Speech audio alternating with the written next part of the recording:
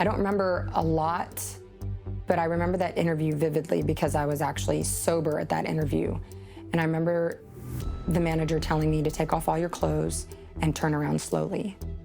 At that moment, the Jessica who I was at that 360 turn when I came back and met eyes with him, I was no longer that person anymore. That person basically got set aside. I didn't have a trafficker, right? A man, a one person trafficking me or telling me to go sell my body and taking some of my money, right? No, I had an entity, I had an organization giving me the opportunity to come, right? And yes, it was my choice as an adult. I made the choice to go into this place and get hired. I made the choice to come back every night to make money, right? At the same time, if there wasn't a demand, there wouldn't be a supply.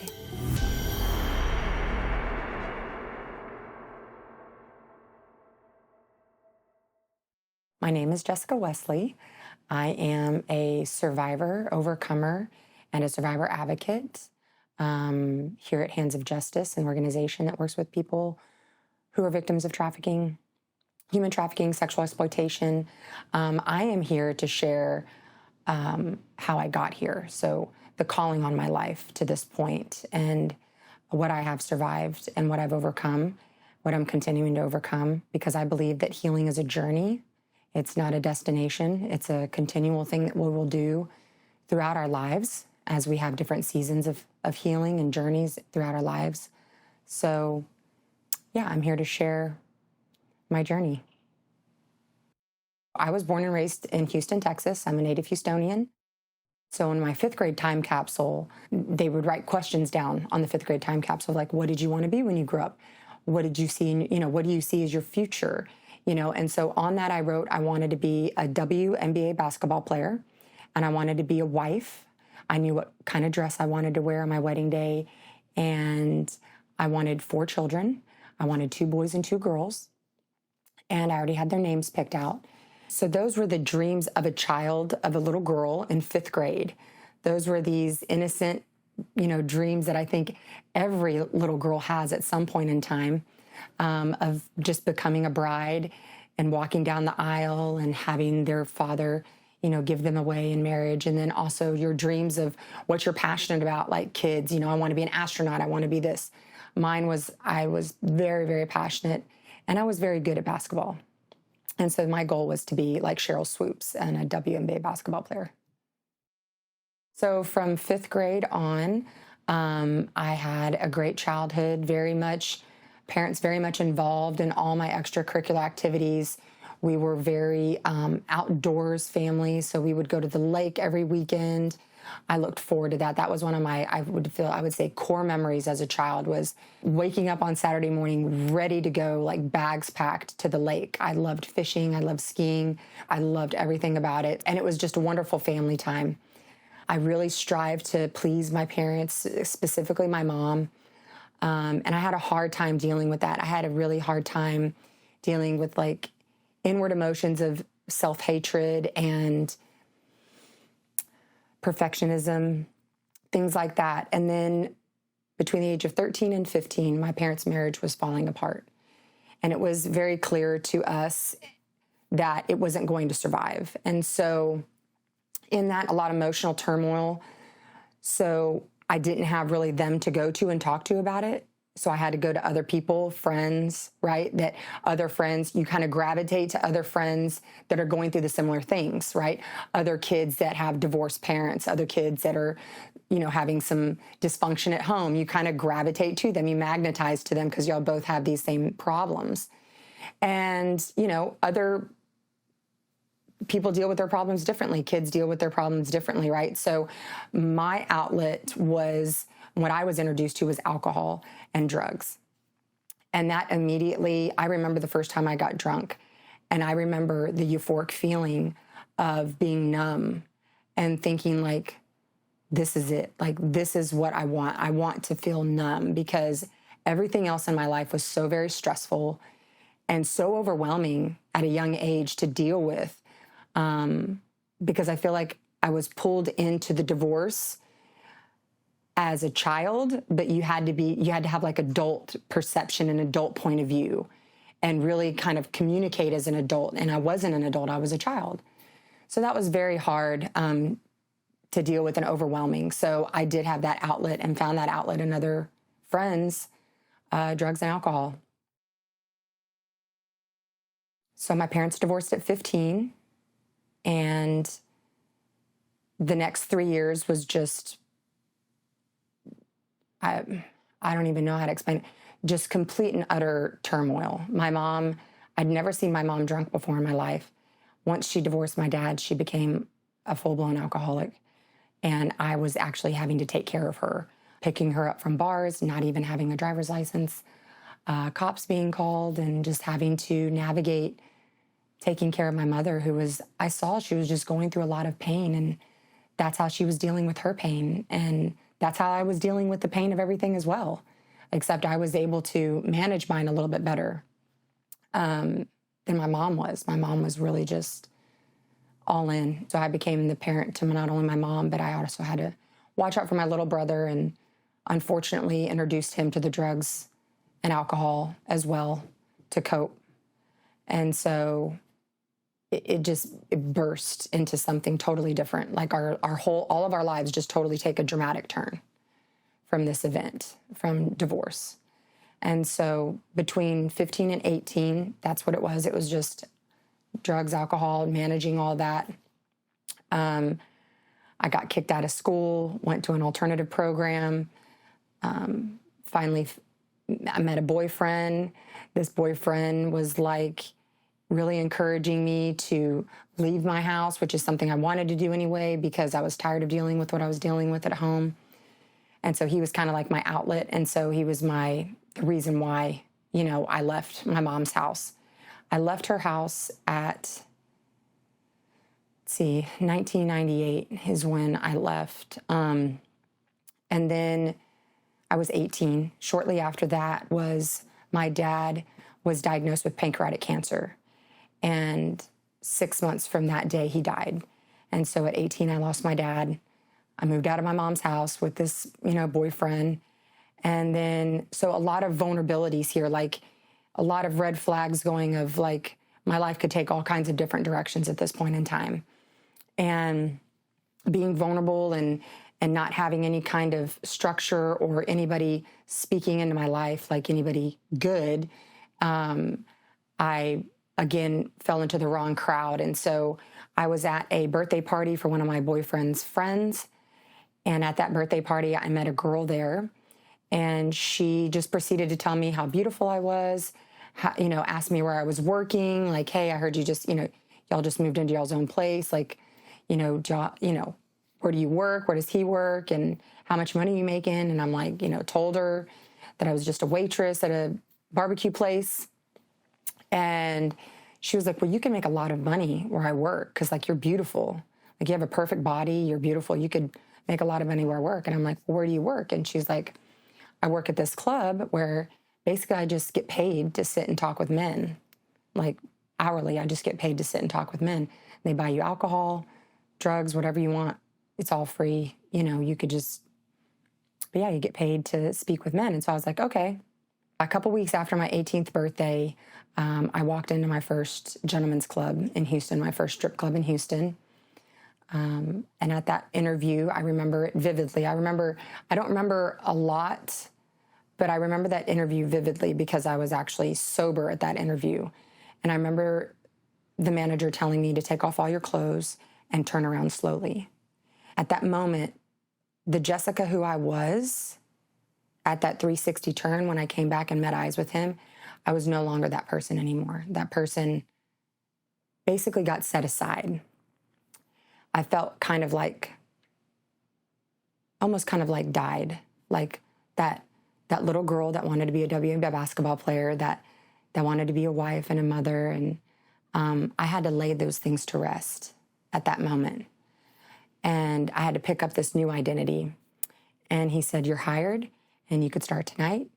And I did. And that led into 10 years of being trapped in the life of exploitation, prostitution, drugs, sexual assault, sexual abuse, deep depression, uh, deep addiction into cocaine, alcohol, everything that life entails. That darkness had me trapped for 10 years, for a decade, from the age of 18 to 27. My dreams and goals just all changed once I entered into that life. Once you enter the life of commercial sexual exploitation, you are literally living a double life. You're disassociating with who you are as a person, and you're having to live this other life as another individual with another name, with another persona, having to please men and do whatever they want, you know, and it's all, based on money and manipulation and confusion and just a lot of darkness. So you're having to navigate all that at just such a young age. And so there was a beautiful spring of hope in the middle of all that. Was in 2000, I found out I was pregnant with my daughter. I had her in 2001. Her name is Trinity. I decided on the name because the movie The Matrix had came out that year, and I thought it was like a super cool name. I had no idea, I didn't even know the definition of that name. I didn't know what it entailed spiritually, that it meant the Father, Son, Holy Spirit. I had no idea that that's what it meant. I thought it was a really cool name from The Matrix. And I wanted, I was thinking to myself, I don't know a Trinity. She'll be the first one. Just very much different. I wanted her to be, strong and bold and a lot like me, very strong and driven. And she was the complete opposite. She was this precious, gentle, loving, gracious, forgiving, patient child that was just exactly what I needed in that time of continual turmoil in my life. She was the constant that I felt kept peace, that kept me somewhat hopeful for her future and something else to strive for, to give her that future that I had once hoped for, but that I could actually probably help her better succeed since I had failed. And so doing things different as a mom, it was definitely hard because when she was about 18 months old, I found myself as a single mother. So I was raising her by myself. The father, we parted ways, and after that, he was in and out of prison, drug addiction, not involved in her life. And so I was trying to navigate being a single parent while still being in the life. And that was very, very difficult. One thing that God had put on my heart when she was little was to bring her to a Christian private school. So she'd been going to this Christian private school since she was 2 years old and learning a lot, learning about what her name meant. She would tell people, she would be like, my name's Trinity, it means the cross. And we're at McDonald's and I'm like, shh, be quiet. I don't know what you're talking about. It was uncomfortable for me because I didn't know any of those things, right? And so she's telling people, and I'm not sure if she's telling the truth or, so I'm like, shh, be quiet. But she was at school. And so I would normally come home and pretty much just pass out and then try to nurse myself back to health, to get to a point where I could do it again the next night. And so it was just a vicious cycle of, blacking out, drugs, everything,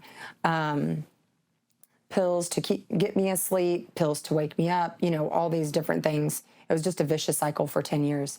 So in about 2007, it was just a normal day for me. And I say normal for me because this was what my life entailed.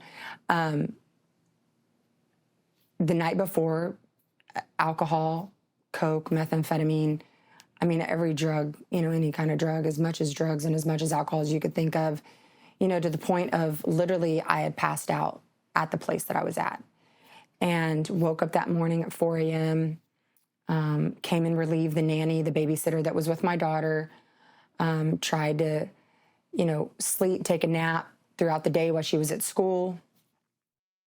This one particular day, though, it was October 19th of 2007. This one particular day was different because when I picked her up from school, I didn't feel good. I started feeling nauseous. And so I tried to eat something. I couldn't hold any food down. My body was purging itself And I had been hungover plenty of times. Like, that wasn't anything new, but I had never felt this way before.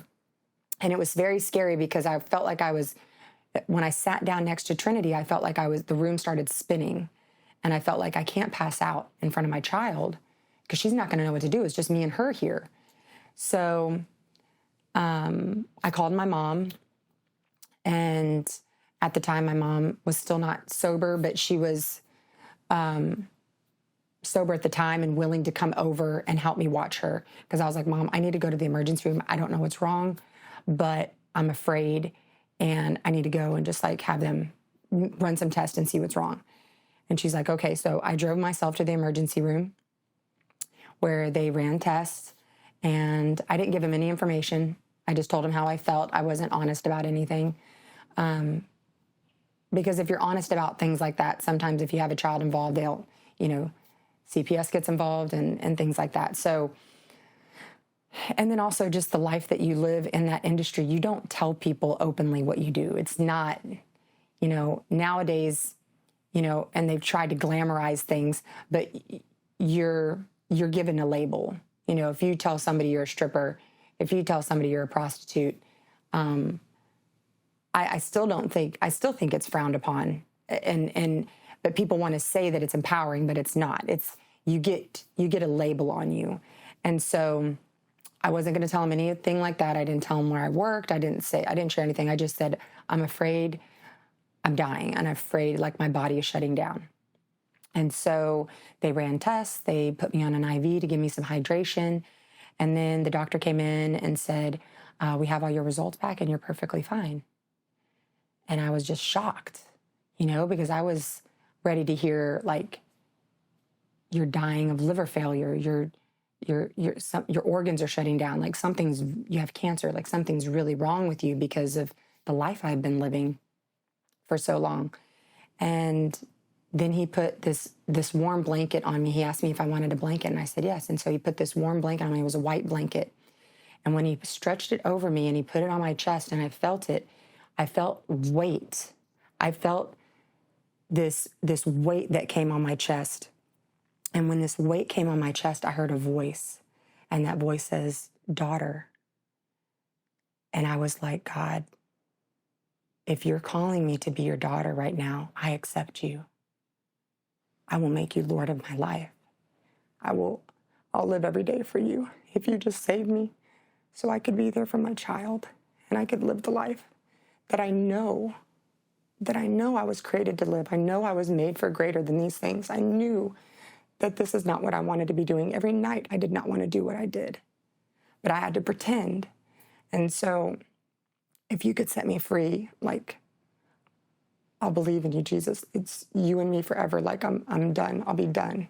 And with that, I felt him pull out every shame and guilt and the desire to drink and the desire to use drugs out from my feet.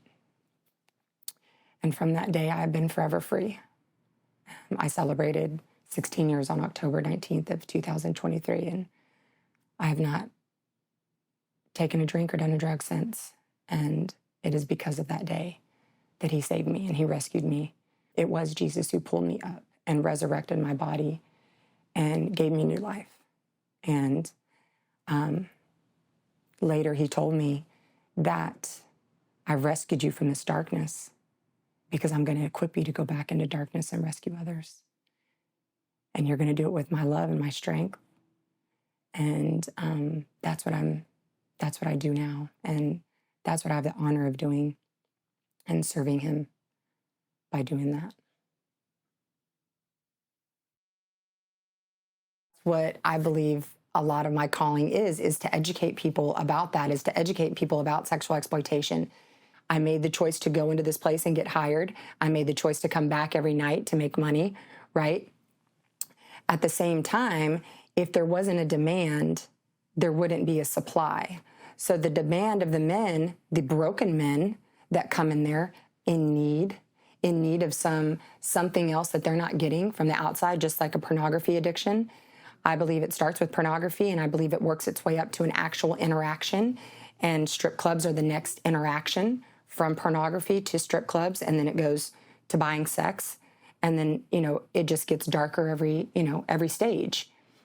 And so you can buy sex in a strip club. You can purchase sexual acts in a strip club.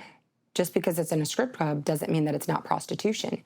Prostitution is any person selling their body for sexual exchange, for any type of exchange. I show you my body, you give me money. There's an exchange. And so whether that's on the streets as a prostitute walking up and down the street, or that's in a building or a hotel or a car, anywhere of those places, I feel there's all different forms of trafficking, and there's all different forms of exploitation. But baseline, it's the same.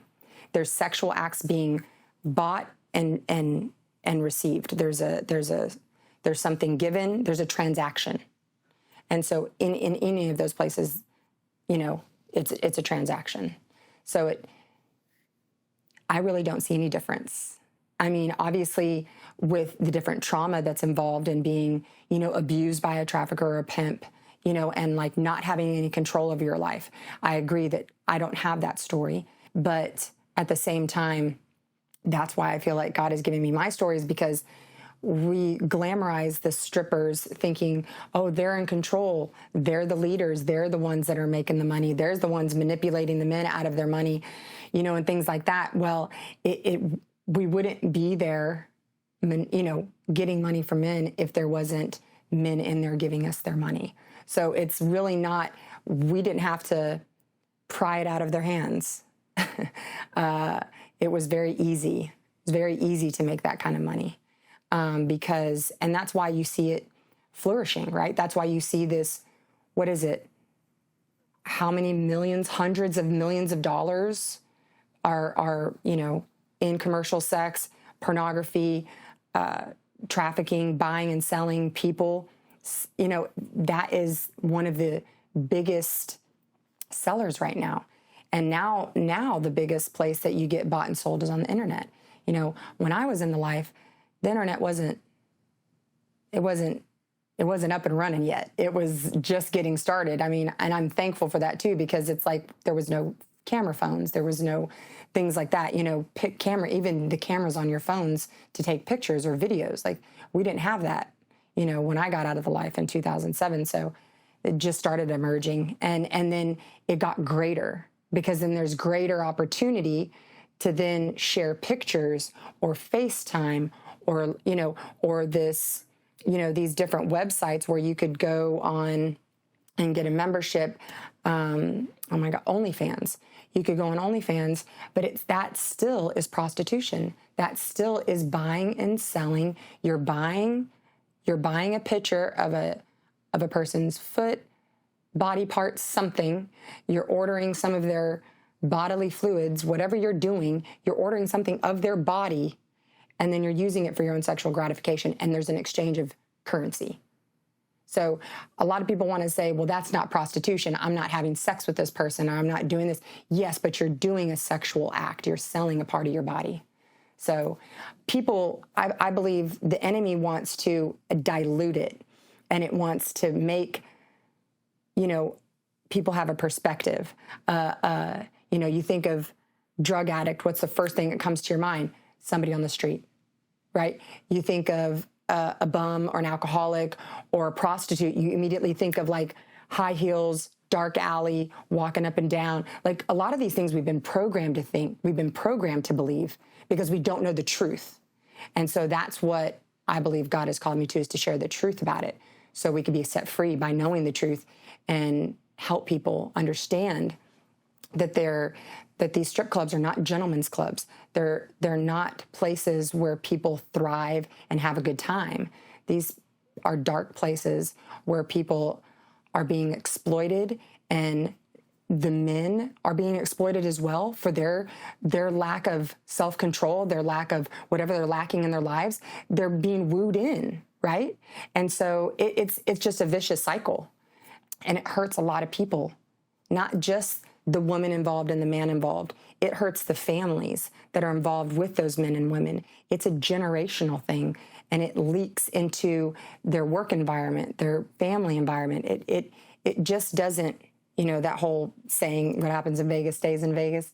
Like, you can't just have something stay somewhere that you have bonded your body to. Like, that just doesn't happen. You carry it with you. You carry that with you. 2007, from when I was saved, from 2007 for the next 7 years, God did just that. He prepared me. He equipped me. He healed me. I walked through a lot of healing, counseling, therapy, Christian counseling. Just did a lot of deep healing in my life. And then in 2011, I landed my first job. While I was in the life, I got a bachelor degree in business. I have a bachelor degree in business with a major in marketing from the University of Houston. And when I got that degree, I thought that would be kind of like my ticket out of the life. And it didn't happen. 2007, there was a huge economy crash. There was not a lot of people hiring, so it was really difficult when I did graduate in 2009 to get a job. But I persevered, and in 2011, I landed my first job as an executive admin for an oil and gas company, to the VP of engineering of that oil and gas company. And that was an amazing opportunity for me.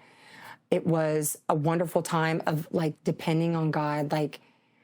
I struggled with, after leaving the life, I struggled with that whole sense of feeling valued and worthy, that attention from men gave me.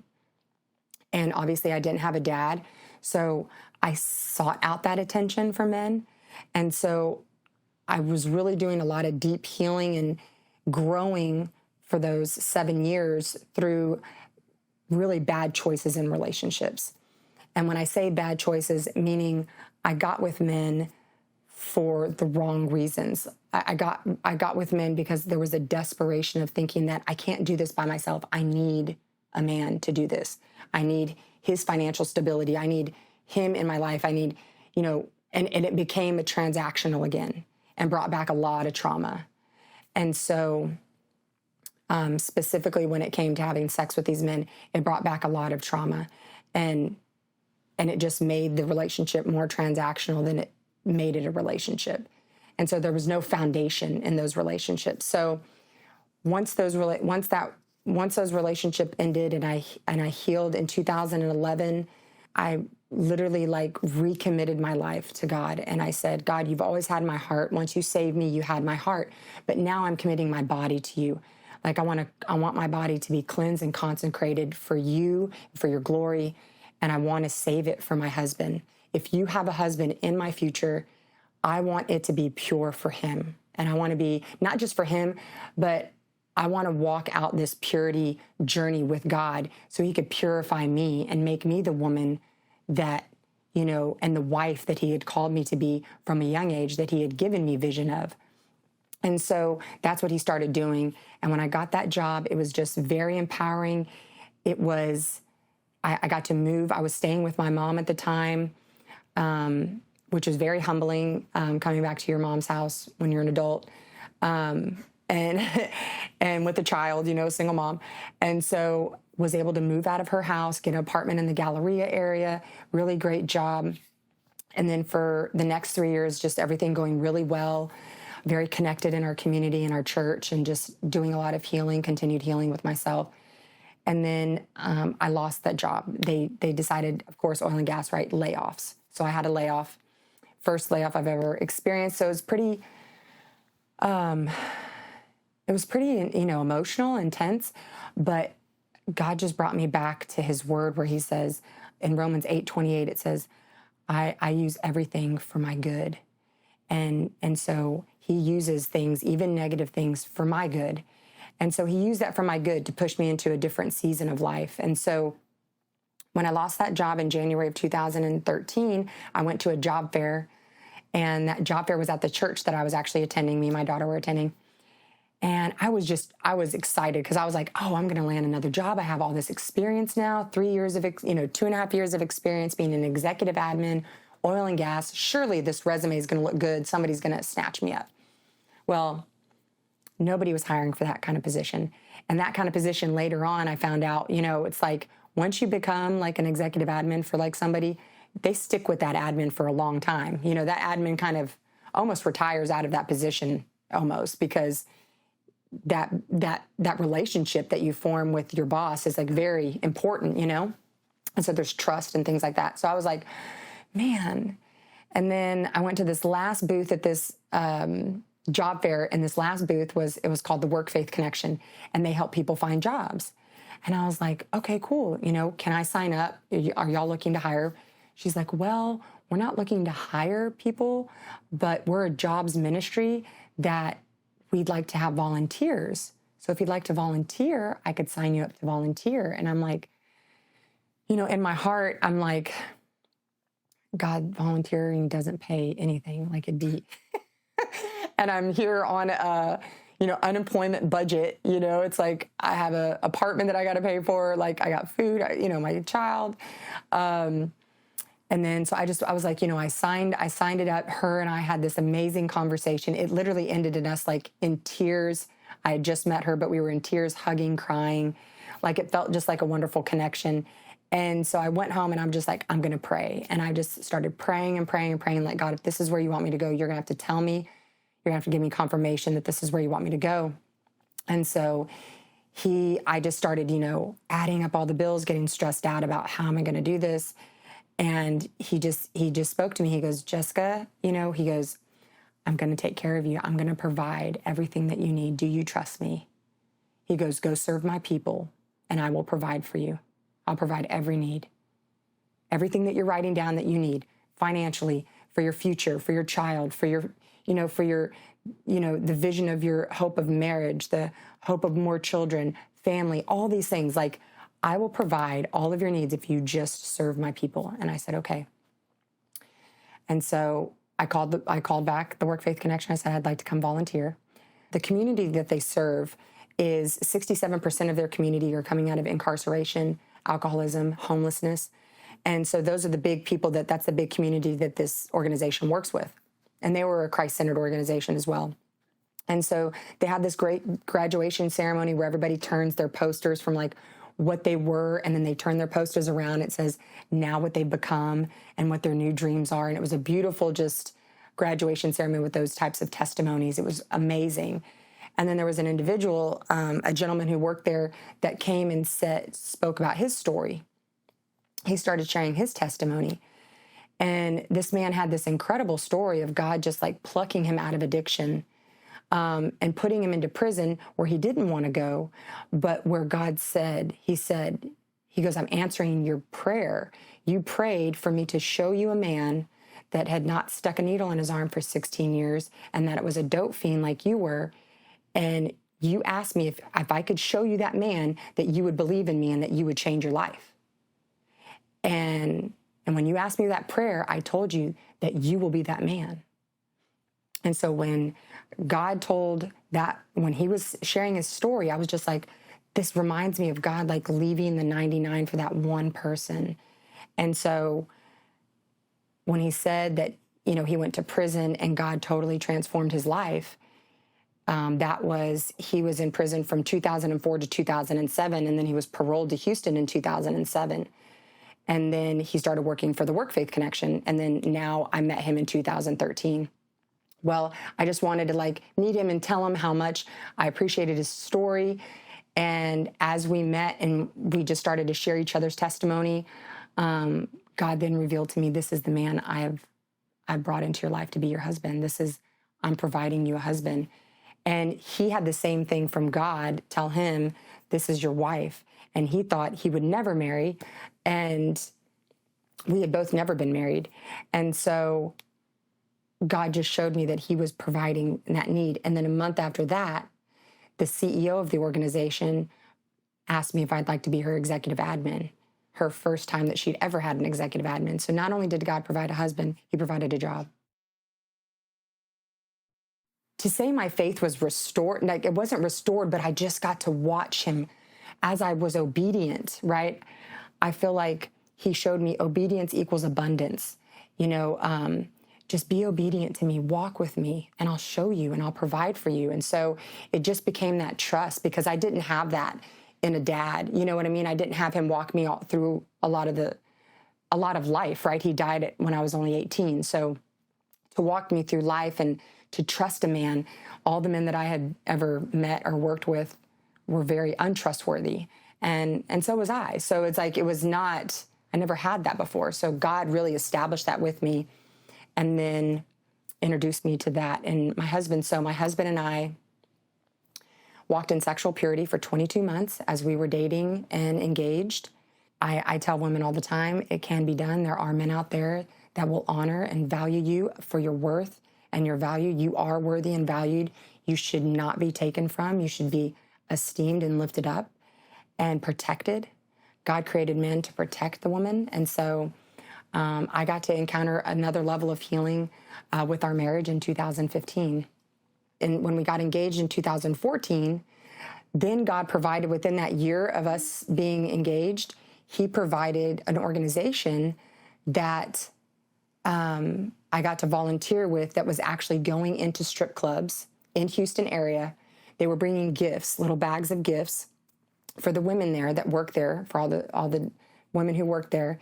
And they would pray with them and they would bring resources like, hey, if you need medical care, if you need dental care, we could kind of connect you with some resources that are free. And if you need prayer, we're here for you. And so I connected with them. And would you know that the first strip club that I went back into in ministry to love on these women was the first strip club that I got hired at 18 years old. And not only when I walked into the doors, not only did God show me this beautiful full circle with just that, I walked into the doors and I walked up to the front desk where the managers stand and the door girl stands, and it was the same manager who had hired me at 18. And I got to give him a hug, and I got to tell him the story about God setting me free. And he got to watch me interact with the women there. He let us come in there whenever we wanted.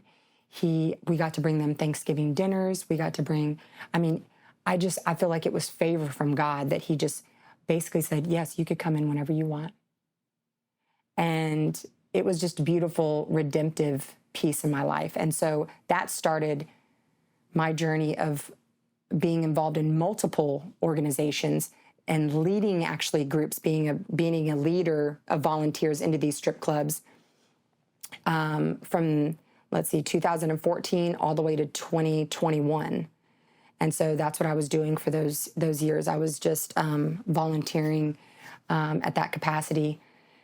And I had a couple different jobs, but when my husband and I got married in 2015, the job that I was at, I lost shortly after we got married. And so we had to navigate that. But then in 2018, I got pregnant. And with our first son, his name is Spencer James Wesley. And wow, to be a boy mom is an amazing gift. I just always wanted, to have a boy and just my daughter was very much a girl, didn't like sports. And I was excited. And so he is 5 years old now. But I went into the strip clubs 9 months pregnant, all the way up to my pregnancy. I was going in. I even had one of the women who worked at the strip clubs. She was a house mom, which are in the back, and they do the makeup and hair for the women. And she actually threw me a baby shower at her home for Spencer. And so just the love and just being able to have these relationships with these women that I'm not judging them. I just want to love them the way God had loved me through that whole time of my life. And so I had Spencer in 2019, and then shortly after, I got pregnant with our youngest son, Samuel, who's 4, and I had him in October 21st of 2019, and he is 4 years old. He is amazing. And so I feel like God has just doubled our legacy in such a way, because both my husband and I, we are the first ones in our family to be saved, to be on this walk as believers. And so it just has changed the whole legacy. Like our generations, my children's children's children will not know me as an addict or an alcoholic or a prostitute. They will know of the redemptive love of God setting me free from all that, and the benefits of all that will just go on through the generations.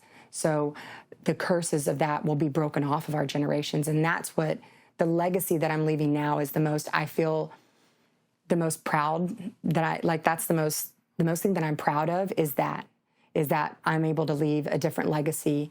And 6 years ago, this June, I got to baptize my mother. And so the redemptive process just didn't go forward into the generations of my children's children, but it went backwards into my mother. And so she got to witness my healing, and it wooed her closer to God. It led her to God, to like, if he could heal you, Jessica, then he could heal me. And so my mom's been sober she just celebrated 13 years in March. And so it's been an amazing ride. And now it just continues, because now I'm in human trafficking and being a survivor advocate, working one-on-one with women, helping them navigate resources, helping them get to the place of walking them through their healing, walking them through the ups and downs of life that happen in the midst of dealing with your healing and trauma. Like life doesn't stop as you continue to heal, right? Things still happen.